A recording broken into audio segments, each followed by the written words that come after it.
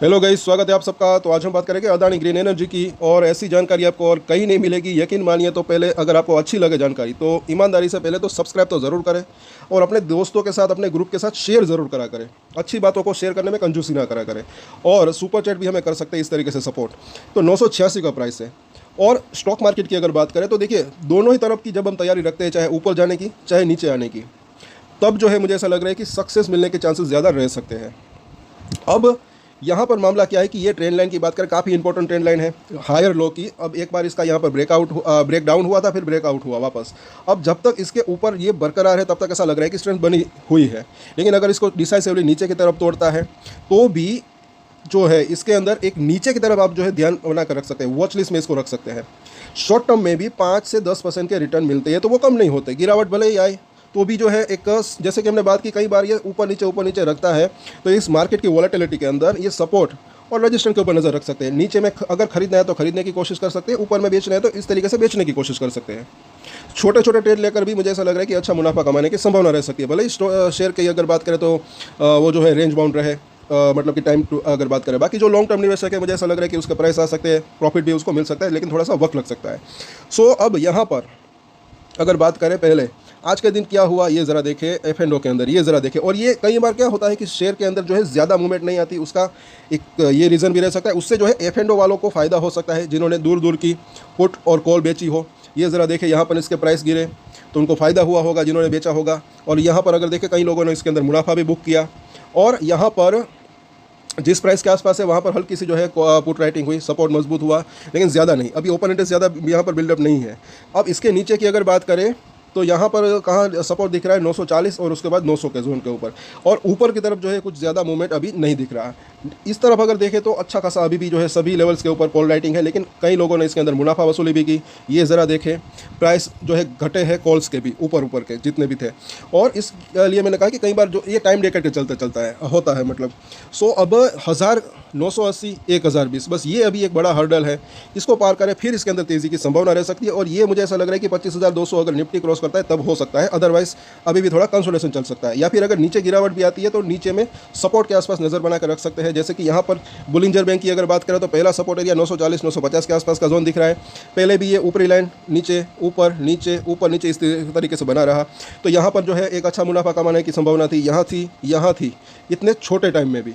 और 5 से 10% के रिटर्न समझने की बात है। ये शॉर्ट टर्म में मिलते हैं तो कम नहीं होते। शॉर्ट टर्म मतलब एक हफ्ता 2 हफ्ता, पूरे साल की अगर हम बात करें जब FT लेते हैं तो भी 10% तक के रिटर्न नहीं मिलते। तो ये भी समझने लायक बात है। और थोड़ा थोड़ा करके खरीदना, थोड़ा थोड़ा करके बेचना, वो भी एक अच्छी स्ट्रेटेजी रह सकती है। अगर किसी को फॉर एग्जांपल, ये एग्जांपल है, 10 शेयर खरीदने हैं तो 5-5 करके खरीद सकते हैं। बाकी तो सबकी अपनी अपनी मर्जी की बात है।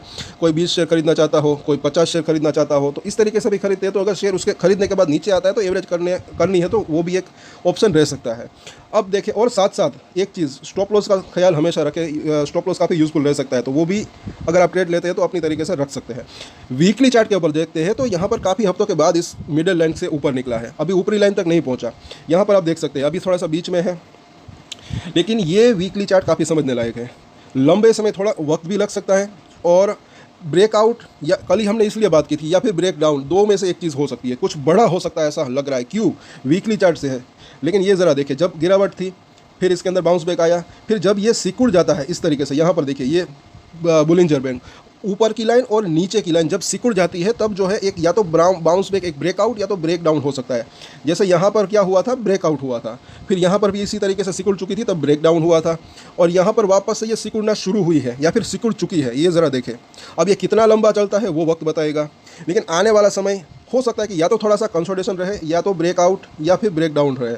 अभी ब्रेकआउट, थोड़ा सा कंसोलिडेशन के बाद ब्रेकआउट होने की संभावना हो सकती है, क्योंकि अभी जिस लेवल के ऊपर था जब ब्रेकआउट आया था उसी लेवल के आसपास अभी ये पहुंचा है। लेकिन यहाँ पर अगर देखें तो काफ़ी लंबा समय ये बीता था, और ये एक एक कैंडल पूरे हफ्ते की कैंडल है, काफ़ी उठा पटक भी रही होगी। ये तो थोड़ा सा जूम इन आउट है, इसलिए ये ज़रा देखें, ऊपर नीचे तो इसके अंदर लगा ही रहता है अगर आप बात करें, क्योंकि ये कैंडल थोड़ी सी अभी छोटी दिख रही है। यहाँ पर आप देख सकते हैं, यहाँ पर हुआ था ब्रेकडाउन, और यहाँ पर जो है वापस से उसी सिचुएशन के अंदर ये बना हुआ ऐसा लग रहा है। तो अब या तो ब्रेकआउट या तो ब्रेकडाउन की संभावना रह सकती है। अभी ज़्यादा गिरावट की संभावना भी कम हो सकती है, ये भी ना भूलें। अभी MACD की बात करें तो थोड़ा सा स्ट्रेंथ के अंदर कमी आई है, लेकिन अभी भी वो ये लाइन के बीच में थोड़ी सी दूरी है। और कभी कभी ट्रैप भी होते हैं, जैसे कि यहाँ पर अगर देखें तो थोड़ा सा ब्रेक एक 42 क्रॉसओवर होकर वापस से बुलिश क्रॉसओवर हो गया था। और अभी यहाँ पर देखें RSI इसका 56 के आसपास है, तो ये ना भूलें, इसके ऊपर भी हमारी डेली नज़र रहती है। जब डेली देखते हैं तो ज़्यादा बेहतर रह सकता है। तो अगर इसका प्राइस फॉर एग्जांपल अगर मार्केट के अंदर गिरावट आती है, अगर इसका प्राइस 800 रुपये के आसपास, सॉरी 800 तो नहीं, बल्कि अगर इसका प्राइस 900 के आसपास से लेकर 850 इस रेंज के अंदर अगर ये आता है, तो इसका जो RSI अभी 56 है वो 30 के आसपास आ सकता है। फिर वापस से एक अच्छा बाउंस बैक की संभावना रह सकती है, जैसे यहाँ पर हुआ था एक बार। उसके बाद जो यहाँ पर थोड़ा सा RSI 30 के ऊपर से ही बाउंस बैक दे दिया था, यहाँ पर भी ऐसा ही हुआ था, 1 2 3 इस तरीके से। तो हर बार अगर इस तरीके से हम गिनती करते हैं तो ये समझने लायक बात है। ये 1 बार, ये 2 बार, ये 3 बार, तो इस तरीके से जो है 5% हो, 10% हो, 15% हो, तो सिर्फ यहाँ से यहाँ तक अगर आप एक एवरेज निकालें तो भी जो है 25 से 30% तक के रिटर्न जो है मिलने की संभावना रह सकती थी। और हम यही बात जो है यहाँ पर हम सीखने लायक है यहाँ पर। सो अब नीचे आता है सोमवार को, तो पहला इसका सपोर्ट एरिया जो है 975 से अभी भी 965 का जोन ही दिख रहा है। ये जो ट्रेंड लाइन है, ये लेवल टूटता है तो फिर नीचे में 940 के आसपास का जोन, और उसके नीचे अभी हम 900 तक की बात करेंगे। पूरे हफ्ते की अगर बात करें तो उसके नीचे हमने बात की स्ट्रॉन्ग सपोर्ट इसका 850 के आसपास रह सकता है। 10-15 रुपये ऊपर नीचे भी इन सपोर्ट के मतलब के आसपास रख सकते हैं, क्योंकि वॉलेटिलिटी रहती है। तो यहाँ पर अगर ये आता है सपोर्ट के आसपास तो इसके ऊपर नज़र रख सकते हैं। जैसे कि हमने कहा कि अगर खरीदना है तो थोड़ा थोड़ा करके खरीदना, थोड़ा थोड़ा कर बेचना, वो भी एक अच्छी स्ट्रेटजी रह सकती है। इससे प्रैक्टिस भी बढ़ सकती है, और स्टॉप लॉस का यूज़ भी ज़रूर करें, ये भी हम हमेशा कहते हैं। बाकी सबकी अपनी अपनी मर्जी की बात है। और बाउंस बैक आता है फॉर अगर किसी भी रीज़न से जिसकी संभावना थोड़ी सी कम रह सकती है, लेकिन फिर भी थोड़ा नीचे आके फिर बाउंस बैक आता है या फिर इसी लेवल से बाउंस बैक आता है, तो पहले जो है अभी भी रजिस्टेंस 1000 से लेकर 1020 का जोन दिख रहा है। बस ये लेवल पार कर दे, फिर एक शॉर्ट कवरिंग रैली के चलते मुझे ऐसा लग रहा है कि ये 1100 और उसके बाद 1250 तक जाने की संभावना रह सकती है। सो कल इसके ऊपर हम वापस से चर्चा करेंगे कुछ और भी डिटेल में, और फंडामेंटल की बात करेंगे, पिछले हफ्ते भी की थी। साथ साथ कुछ breakout stock, possible breakout stocks हो गए तो उसके ऊपर भी चर्चा करेंगे, जिसके अंदर आने वाले सप्ताह में एक तेजी की संभावना रह सकती है। तो सब्सक्राइब ज़रूर करें। और वुडन की लकड़ी की कुछ चीज़ें अगर आपको बाय करनी है तो यहाँ पर काफ़ी नई नई वेराइटीज आई है होम डेकोरेशन के अंदर, जो कि काफ़ी अच्छी रह सकती है। वीडियो को टच करेंगे तब आपको यहाँ पर दिखेगा, वहाँ पर आप अपनी मर्जी के प्रोडक्ट्स भी सर्च कर सकते हैं। काफ़ी बढ़िया सब चीज़ें हैं, तो इसको आप एक बार देखिए ज़रूर। मुझे तो काफ़ी पसंद आई, इसलिए यहाँ पर रखा है। और एक स्टैंडर्ड डिस्क्लेमर जो कि मैं हमेशा देता हूँ, आप कोई भी ट्रेड ले उससे पहले अपनी रिसर्च करें, अपने फाइनेंशियल एडवाइजर की सलाह ले, उसके बाद ही कोई डिसीजन ले। और डिसीजन ले तो उसकी जिम्मेदारी मैच्योरिटी के साथ खुद ही ले। ये वीडियो मैंने एजुकेशन पर्पस के लिए बनाई, मेरी तरफ से कोई बाय या सेल की रिकमेंडेशन नहीं है। Thank you.